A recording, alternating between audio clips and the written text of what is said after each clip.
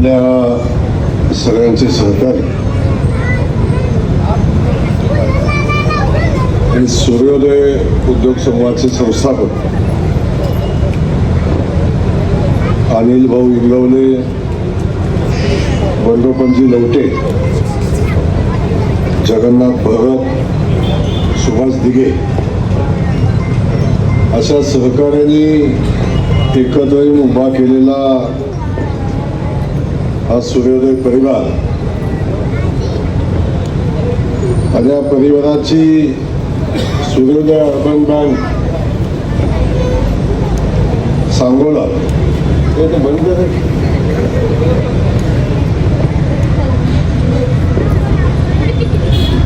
या सांगोला शाखेचं स्थलांतरण सोहळा, या सोहळ्याच्या निमित्तानं आपल्या सगळ्यांसोबत उपस्थित असलेले माढा मतदारसंघाचे माजी खासदार अंजनी खासदार काय असतो याची ओळख सोलापूर जिल्ह्याला करून दिली. खास करून सांगोला तालुक्याला त्यांनी ओळख करून दिली. हे खासदार काय करू शकतो, या भागातल्या दुष्काळासाठी, या भागातल्या पायाभूत सुविधासाठी ज्यांनी आपली खासदारकी पणाला लावली ते सन्माननीय रणजितदादा नाईक निंबाळकर.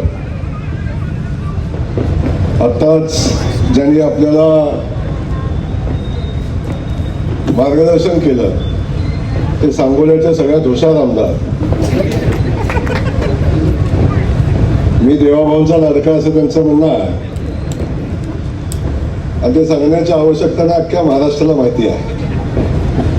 परंतु हे आमदार सगळ्यांचेच लाडके आहेत. आता तसे माझे पण लाडकेच आहेत. कधी मध्ये रुसतात. हे आमचे सन्माननीय मित्र बाबासाहेब देशमुख या ठिकाणी उपस्थित असलेले दीपक आबा साळुंखे, भारतीय जनता पक्षाचे जिल्हाध्यक्ष आणि नुकतेच शिक्षण आणि आरोग्य सभापती म्हणून जिल्हा परिषदेमध्ये यांची निवड झाली. ते सन्माननीय चेतनसिंह केदार, या शहराचे नगराध्यक्ष सन्माननीय आनंदभाऊ माने, या ठिकाणी उपस्थित असलेले सन्माननीय भाऊसाहेबजी रुपनवर, या तालुक्याच्या सभापती सन्माननीय पूनमताई इंगवले, आमच्या भारतीय जनता पक्षाचे नेते आणि उद्योजक सन्माननीय बाळासाहेब एरंडे, सन्माननीय जिल्हा परिषद सदस्य अतुल पवार, सन्माननीय शोभाताई खटकाळे, सन्माननीय दादासाहेब लवटे, या ठिकाणी उपस्थित असलेले सन्माननीय सचिन देशमुख, बाळासाहेब काटकर, आमच्या तहसीलदार मॅडम मारुतीआबा बनकर, सुरेश माळी, अनेक सन्माननीय वास्तविक पाहता या ठिकाणी उपस्थित आहेत. ते सगळेच सन्माननीय, सगळ्यांचं मी या ठिकाणी मनापासून स्वागत करत असताना आमचे पत्रकार बंधू या ठिकाणी उपस्थित आहेत, त्यांचंही मनापासून या ठिकाणी स्वागत करतो. त्यासोबत आमच्या या सूर्योदय परिवारावर प्रेम करणाऱ्या सगळ्या आमच्या माता भगिनी, संबंधित सगळे ज्येष्ठ नागरिक, युवक बंधू, सगळ्यात पहिल्यांदा सन्माननीय अनिल भाऊंना मी मनापासून त्यांचं कौतुक करेन. या नवीन शाखेमध्ये त्यांचं स्थलांतरण होतंय, त्या स्थलांतरणाला मनापासूनच्या शुभेच्छा देईन. त्या शुभेच्छा देत असताना अनिल भाऊंचं कौतुक करावं. त्यांचे तिन्ही चारही सहकारी, या सगळ्यांचं मनापासून कौतुक या ठिकाणी केलं पाहिजे. प्रचंड संघर्षातनं, आपल्या संघटन कौशल्यातनं समाजाचा विश्वास संपादन करणं, लोकांचा विश्वास संपादन करणं आणि या संस्थांच्या माध्यमातून जनसेवा करणं त्याचं काम त्यांनी अत्यंत उत्तम पद्धतीने केलेलं आहे. सातत्याने ते माझ्याकडे येतात, माझ्याशी चर्चा होते आणि त्यांची भावना असते की भाऊ आमच्या बँकेला भेट द्या, भाऊ आमच्या संस्थेला भेट द्या, भाऊ आमच्या दूध संघाला भेट द्या. सातत्याने त्यांची मागणी असते. पण मनापासून जनसेवा करत असताना तेवढंच प्रेम अनिल भाऊंनी त्यांच्या सहकार्याने मलाही देण्याचा प्रयत्न केलेला आहे. आज मला माहिती आहे उशीर झाला, पण किती उशीर झाला तरी सुद्धा अनिल भाऊच्या कार्यक्रमाला गेलंच पाहिजे. एक वेळ चेतनला दाबून सांगता येईल गप्प बसले शाळा होऊ नकोस, परंतु अनिल भाऊचं काम बँकेच्या माध्यमातून असेल, पतसंस्थेच्या माध्यमातून असेल, मल्टीस्टेटच्या माध्यमातून असेल, दूध संघाच्या माध्यमातून असेल, जवळजवळ 1.5 लाख लिटर दुधाचं संकलन ते आता करतात. त्यासोबत पतसंस्थेच्या ठेवी, त्यांच्या 3 संस्था आहेत, तिन्ही संस्थांच्या ठेवी म्हणून हिशोब केला तर जवळजवळ 320 कोटी रुपयाच्या ठेवी या संस्थाच्या माध्यमातून त्यांनी गोळा केलेल्या आहेत. आता संस्थेमध्ये ठेवी ठेवणं किती अवघड असतं तुम्हाला माहिती आहे, परंतु अनिल भाऊंनी त्यांच्या सगळ्या सहकार्याने एक विश्वास संपादन केला आहे. कारण लोक आयुष्याची आपली पुंजी मिळवलेला पैसा, एक एक पैसा जोडून लोक पैसा जमवतात आणि तो पैसा कुठं ठेवावा, तो सगळ्यात विश्वासाच्या ठिकाणी ठेवावा, ही पद्धत आपल्या सगळ्यांच्या कुटुंबामध्ये बघतो आपण, सगळेजण आपण पाहत असतो. तो जवळजवळ 320 कोटी रुपयाची ठेव आज या संस्थेमध्ये लोकांनी विश्वासानं ठेवलेली आहे. याचा अर्थ अनिल भाऊन त्यांच्या सगळ्या सहकार्याने तो विश्वास संपादन केलेला आहे. आणि म्हणून या संस्थांची उत्तर प्रगती होताना आपण बघतो. खूप सुंदर शाखा आता बघितली, शाखेमध्ये गेल्यानंतर वातावरण अगदी उत्तम वाटलं. अनेक संस्था बघतो, शेवटी त्या संस्थेचा किंवा वास्तूचा गुण असतो. काही ठिकाणी गेल्यावर आबा बरं वाटतं, पण काही ठिकाणी गेल्यावर खरं पण वाटतं. पण इथं गेल्यावर बरं वाटलं. त्यामुळं अनिल भाऊ, आपण ज्या पद्धतीनं ही समाजसेवा करता, या संस्था चालवता, यातून गोरगरिबांना मदत होते, अनेक रोजगार करणाऱ्या युवकांना, लोकांना याची मदत होते. आता बघतो नॅशनल बँकेमध्ये जायचं म्हणल्यावर एखाद्याला कर्ज घेईपर्यंत गडी म्हातारा होऊन जातो, व्यवसाय करण्याची उमेद निघून जाते.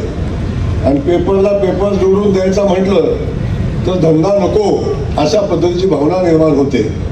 पण अलीकडच्या कालखंडामध्ये बघतो बँका पण आता संघर्ष करतायत, व्यवसायासाठी कॉम्पिटिशन करतायत. आता अनेक बँका घरी येऊन खातं उघडण्याचं काम करतात, घरी येऊन कर्ज देण्याचं काम करतात. आणि अशा स्पर्धेच्या कालखंडामध्ये आज आपण हे आपल्या संस्था उत्तर प्रगती करतात, हे खऱ्या अर्थानं वाखाणण्यासारखं आहे. त्यामुळे मी बघितलं अनेक संस्था अधिक मध्यंतरीच्या कालखंडामध्ये पतसंस्था या नावावरचा विश्वास उडतोय का काय, अशी परिस्थिती निर्माण झाली होती. या संस्था का असतात? या संस्थेमध्ये लोक आपला पैसा विश्वासानं या ठिकाणी ठेवतात. पण जेव्हा संस्था चालक आपण या संस्थेचे विश्वस्त आहोत ही भूमिका विसरून जातात आणि या संस्थेचे मालक आहोत अशा पद्धतीच्या भूमिकेनं वागायला चालू करतात, तेव्हा खऱ्या अर्थाने या संस्थेच्या अधोगतीला सुरुवात होते. परंतु आपण विश्वस्त म्हणून या ठिकाणी काम करताय, लोकांनी आपल्याला विश्वस्त म्हणून आपल्याला जबाबदारी दिलेली आहे आणि ती भावना ठेवून आपण या ठिकाणी विश्वास संपादन केलेलं आहे. म्हणून या शाखा वाढतायत, ठेवी वाढतायत आणि सभासदांचा विश्वास या निमित्तानं वाढतोय. हे या ठिकाणी आवर्जून मी आपल्याला सांगेन. अनेक गोष्टी बोलण्यासारख्या आहेत, परंतु अनिल भाऊ आपण असाल, बंडोपंत असतील, जगन्नाथरावजी असतील, सुभाषजी असतील, या सगळ्या लोकांनी मोठा मित्रपरिवार पण जमवला आहे. आता माझ्याकडून त्यांना काहीच नको आहे, त्यांनी मला काय काम सांगितलं नाही आजपर्यंत आणि मला नाही वाटत कधी भविष्यात काम सांगतील अशी परिस्थिती नाही. आणि मी तुमच्या बँकेत कधी कर्ज मागायला येणार नाही. तर अलीकडे नेते बँकेत न्यायचं म्हणजे वांद्याचा कार्यक्रम असतो. नेता गेला आणि पटकन फोन केला, 5-50 लाख दे, कोटभर दे, म्हणजे पुन्हा माघारी येईल का नाही याचाही विषय असतो. तेव्हा आपल्याकडून तेही होत नाही आणि शिफारस सुद्धा होणार नाही. तेव्हा बँकेच्या बाबतीत मी सावध असतो. शेवटी विश्वासार्हता महत्वाची राहते. समाजामध्ये पैसे देताना नेताना माणसं खूप सांगतात की मी असं करेन, माझा व्यवसाय असा चालेल, मी असं फेडीन, असं करेन, सगळं सांगतो. परंतु जेव्हा प्रत्यक्षात काम चालू होतं तेव्हा काही गोष्टी मनासारख्या घडत नाही, पुन्हा बाकीच्या सगळ्या गोष्टी तयार होतात. तर खऱ्या अर्थानं 2 गोष्टीपासून सावध राहायचं असतं. बँकेत जामीन कोणाला व्हायचं नसतं, कोर्टात बी जामीन कोणाला व्हायचं, पण आम्ही अनेकदा जामीन करून घेतो कोणाकोणाला. तर जामीनदाराला सगळ्यात जास्त अडचण येत असते. त्यामुळं विश्वासानं बँकेमध्ये पत निर्माण होते. आम्हाला तुमच्या घरात किती पैसा आहे माहिती नाही, आमच्या घरात पैसा किती आहे माहिती नाही, बाबासाहेबांच्या घरातलं आपल्याला माहिती आहे. पण तुमच्या आमच्या घरात पैसा किती असू द्या, माणसाची पत कधी असते जेव्हा बँकेत गेल्या गेल्या बँक तुम्हाला पैसे द्यायला तयार होते, तेव्हा त्या माणसाची पत असते. लक्षात असू द्या. ती पत का असते तर तो विश्वास निर्माण केलेला असतो परतफेडीचा. आणि ज्याला परतफेडीचा विश्वास ज्या माणसाने निर्माण केलेला आहे त्याला बँकेमध्ये कधी अडचण येत नाही. आणि परतफेड करणारा ग्राहक जेव्हा बँक शोधते तेव्हा बँक चांगली चालते. त्यामुळं या ठिकाणी मी आपल्याला मनापासून आपल्या या व्यवसायाला शुभेच्छा देईन. या ठिकाणी अनेक नेते मंडळ या ठिकाणी आहेत. सांगण्यात आल्यावर मला मनापासून आनंद होतो. असं कुठंच दिसत नाही, फक्त सांगोल्यात दिसतं आणि सगळे मिळून आम्हाला उल्लू बनवतात. आम्हाला बी कळत नाही नेमकं कोणाच्या बाजूला बसावं आणि कोणाला सोबत घ्यावं. सगळं वांद्याचा कार्यक्रम असतो. फार फार काळजीपूर्वक सांगोल्यात येतात यायला ते काय.